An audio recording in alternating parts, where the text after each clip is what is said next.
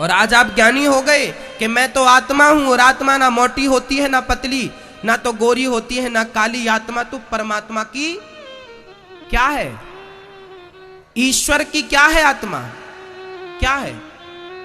किरण, अंश, लाइट, प्रकाश, परछाई, कुछ भी कह सकते हैं।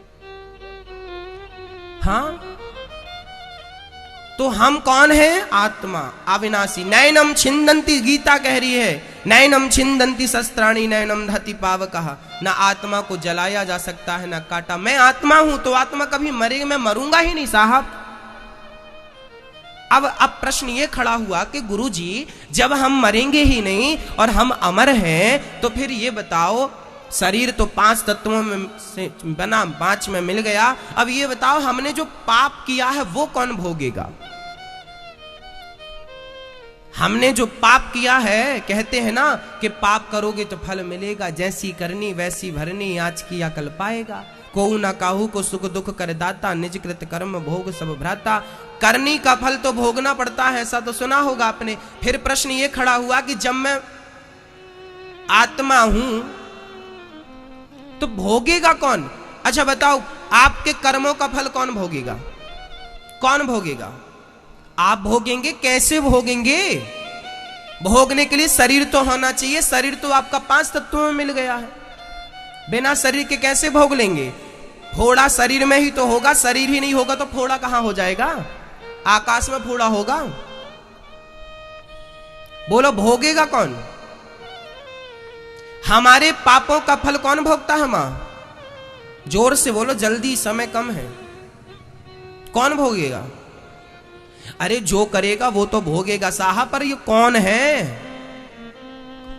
शरीर भोगेगा कि आत्मा भोगेगा कि कोई फलाना भोगेगा कि पड़ोसी भोग लेगा कि मम्मी भोगेगी, पापा भोगेगा?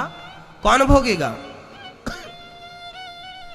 हमारे कर्मों का फल हमें भोगना पड़ेगा, परंतु हमारा शरीर तो मर चुका है, आग में जल चुका है। शरीर तो रहा भोगने से नहीं, शरीर तो नहीं भोगता। आत्मा कभी नहीं भोगती, आत्मा को सुख दुख नहीं होता। नैनम छिंदंती शस्त्राणी, गीता इसका उदाहरण है, सबूत है। ना तो हमारे पापों का दंड शरीर भोगता है, ना तो हमारे पापों का दंड आत्मा भोगती है। फिर कौन भोगता है? फिर कौन भोगता है? बोले, हमारे शरीर कितने हैं, इसके लिए हमें यह जानना पड़ेगा। हमारे शरीर कितने हैं बताओ? हमारे पास शरीर कितने होते हैं दादाजी? बताइए, बोलो। नहीं, 3 शरीर होते हैं। हम सबके पास 3 शरीर होते हैं। पहला शरीर ये, इसे बोलते हैं स्थूल शरीर। एक शरीर और जिसे बोलते हैं कारण शरीर। वो कारण शरीर चिता में समाप्त हो जाता है, इसलिए हम उसकी बात ना करें। फिर 2 शरीर बचते हैं, एक स्थूल, एक सूक्ष्म। हमारे पास एक शरीर और है, मैं अभी आपको दिखाऊंगा वो शरीर कहां छिपा बैठा। अभी मैं आपको आपकी आंखों से दिखाऊंगा उस शरीर को। एक शरीर ये बैठा है, इसको कौन सा बोलते हैं? स्थूल शरीर। एक शरीर और होता है जिसे हम सूक्ष्म शरीर बोलते हैं। क्या नाम है इसका? नाम क्या है? जोर से बोलो। स्थूल। ये शरीर चिता पे जल जाता है, ये शरीर मिट्टी से बना, मिट्टी में मिल जाता है। पर जो सूक्ष्म शरीर है वो मरता नहीं है साहब, वो मिटता नहीं है, वो सूक्ष्म शरीर। अब मैं आपको दिखाता हूं, देखो। आपने कभी सपना देखा कि नहीं? कमरे में सो रहे हैं, खिड़की बंद, दरवाजा बंद, सपना आया कि हम हरिद्वार गए, हरिद्वार में गंगा नहा रहे हैं, आज हमारा फलाना दोस्त भी मिला, बात भी कर रहे हैं, कैसे हो? रात भर हमने सपना देखा, सवेरे हम बोलते हैं कि आज हमने सपना देखा, तुम्हें देखा, तुम्हें देखा। आप बताओ, आप तो कमरे में सो रहे थे और ये हरिद्वार में गंगा कौन नहा रहा था? बोलो। एक शरीर इंदौर में सो रहा था, दूसरा शरीर हरिद्वार में। अच्छा, जो स्वप्न का शरीर था उसमें हाथ पांव थे कि नहीं आपके? जब आप सपना देखते हैं तो कभी कभी आप भागते हैं, हंसते हैं, रोते हैं, चीखते हैं, तो बताइए साहब उसमें हाथ पांव थे कि नहीं आपके? हाथ पांव, आंख, मुंह सब था कि नहीं?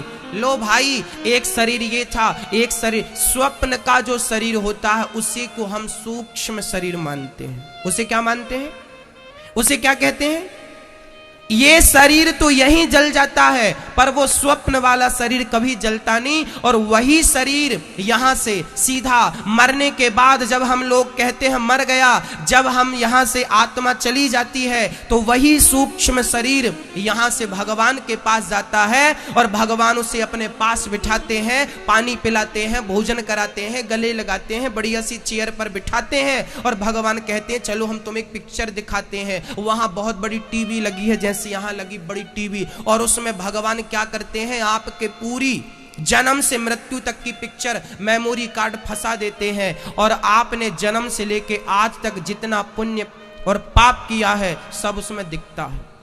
भगवान बाजू में बैठे बोलते देख तुझे किस लिए भेजा, तू क्या कर रहा, देख देख तू किसी का गला दबा रहा, देख तू झूठ बोल रहा है, देख तू कपट कर रहा है, तुझे इसलिए भेजा था।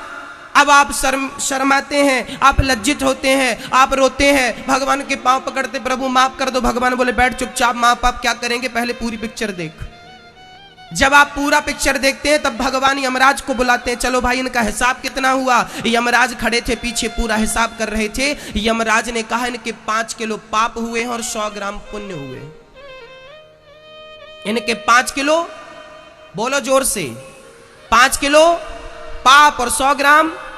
अब भगवान कहते हैं कि तेरे पाप ज्यादा हैं, इसलिए तुझे पहले पापों का फल भोगना पड़ेगा और पापों का फल लेकर के तुम्हें फिर मृत्यु लोक में आना पड़ा और फिर तुम नाली का कीड़ा बन गए, कुत्ता बन गए, चमगादड़ बन गए, बिल्ली बन गए, गधा बन गए, कुत्ता बन गए और बंदर बन गए। ये जो 84 लाख योनियां हैं ये सब तुम्हारे कर्म दंड के लिए परमात्मा ने योनियां बनाई हैं। तुम ये सब योनियां भोग करके जब तुम सब कीड़े मकोड़े बन के, मच्छर मक्खी तुम ही बनते हो, नाली का कीड़ा तुम ही बनते हो, सुअर कुकर तुम ही बनते हो, बंदर भालू तुम ही बनते हो, शेर गधा चीता तुम ही बनते हो, चींटी चीटा तुम ही बनते हो, चमगादड़ तुम ही बनते हो, अजगर तुम ही बनते हो। और जब तुम्हारे वो 5 किलो पाप पूरे हो जाएंगे तो भगवान फिर कहेगा अब तेरे 5 किलो पाप पूरे हो गए, अब 100 ग्राम पुण्य बचा है। उस 100 ग्राम के बदले तुम्हें क्या मिलता है, बोले 100 ग्राम पुण्य के बदले तुम्हें भगवान एक मौका और देता है, मनुष्य का तन देता है। जाओ फिर से कुछ अच्छे कर्म कर लो ताकि तुम्हें अब फिर इन गलत योनियों में ना पड़ना पड़े, फिर तुम्हें 84 का चक्कर ना काटना पड़े। ये जो तुम लोग यहाँ हम सब बैठे हैं ना मेरी माँ, हम लोग सब 100 ग्राम पुण्य लेके आए हैं। अब यहाँ आने के बाद आप क्या कर रहे हैं, फिर से पाप कर रहे हैं, फिर गलत कर रहे हैं, फिर निंदा चुगली झूठ कपट कर रहे हैं, तुम्हारे फिर 5 किलो पाप हो जाएंगे। फिर 84 का चक्कर लगाते रहना, पुनरपि जननम पुनरपि मरणम पुनरपि जननी जठरे शयनम। बार बार यही तो हो रहा है, जन्म मृत्यु, जन्म मृत्यु, जन्म लिया मर गया, जन्म लिया मर गया, जन्म लिया। आप लोग गोल गोल घूम रहे हैं। ये मानव का तन मेरी माँ, मेरी बहनों, मेरे भाई, मेरे दादाजी, ये केवल परमात्मा को पाने के लिए मिला है। कुत्ता बिल्ली भी बच्चे पैदा करते हैं,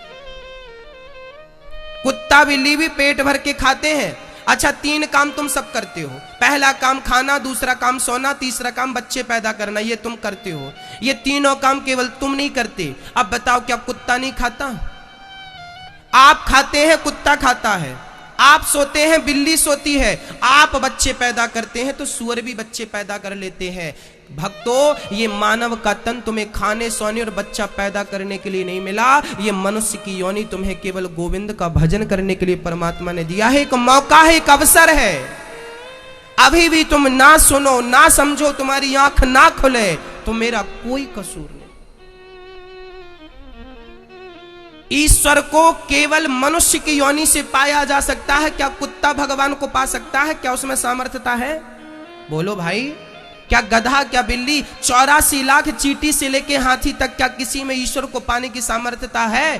केवल ईश्वर को हम और आप इंसान पा सकता है। एक जंगल में एक शेरनी जा रही थी, अचानक शेरनी को एक गीदड़ का बच्चा मिल गया। गीदड़ का बच्चा, उसकी माँ अभी अभी जन्म दे के नवजात बच्चा था, मर गई थी और गीदड़ का बच्चा अपनी माँ को चाट रहा था, माँ को देख रहा था, पर वो गीदड़ माँ का दूध भी नहीं पी पाया, उसकी माँ मर गई। शेरनी वहां आई, उस शेरनी को दया आई और शेरनी गीदड़ के बच्चे को अपनी कुटिया पे ले आई, अपने गुफा पे ले आई, अपना दूध पिलाया शेरनी ने और उस गीदड़ के बच्चे को पाल पोस के बड़ा किया। एक दिन क्या हुआ कि एक हाथी के झुंड ने उसकी गुफा पे आके पेड़ों को उजाड़ना शुरू कर दिया। तभी शेरनी ने अपने शावक से, अपने बेटे से कहा, जा और तू जरा हाथी को पछाड़, हाथी को भगा। गीदड़ का बच्चा बोला, मां मैं जाऊंगा। बहुत रोका पर नहीं माना। अब गीदड़ का बच्चा हाथी के सामने गया, दहाड़ने लगा, मुझसे युद्ध करो। हाथी ने उठाया, सूंड में लपेटा, घुमा के धम्म से पटक दिया। और शेर के बच्चे ने हाथी के ऊपर चढ़ करके जो अपने पंजों से उसे घायल किया, हाथी भाग गया। अब शेर का बच्चा हंस रहा था, गीदड़ रो रहा था। तभी उस गीदड़ के बच्चे ने रोते हुए अपनी मां से कहा, शेरनी से कहा, मां क्या मैं हाथी को हरा नहीं सकता था? तब पुचकारते हुए शेरनी ने गोद में बिठा के कहा, बेटा तूने दूध भले ही मेरा पिया हो, पर तू है गीदड़ का बच्चा, और आज तक के इतिहास में कभी हाथी का शिकार किसी गीदड़ ने नहीं किया। हाथी का शिकार यदि किया है तो केवल शेर के बच्चे ने किया है। उसी प्रकार 84 लाख योनियों में ईश्वर का शिकार कोई कर सकता है तो केवल मनुष्य का बेटा बच्चा कर सकता है। आप कर सकते हैं, हम कर सकते हैं। 84 लाख योनियों में कोई भी योनि ईश्वर का शिकार नहीं कर सकती, अर्थात ईश्वर को पा नहीं सकती। ईश्वर को पाया जा सकता है तो केवल इस मनुष्य के तन से पाया जा सकता है, और इस तन को पाकर भी तुमने उसे नहीं पाया तो मुझे लगता है तुम कुत्ते और बिल्ली और सुअर से ज्यादा नहीं हो। तुम 2 हाथ पांव वाले हो सकते हो, पर तुम सुअर से ज्यादा नहीं। कुत्ता खाता है, तुम भी खा रहे हो।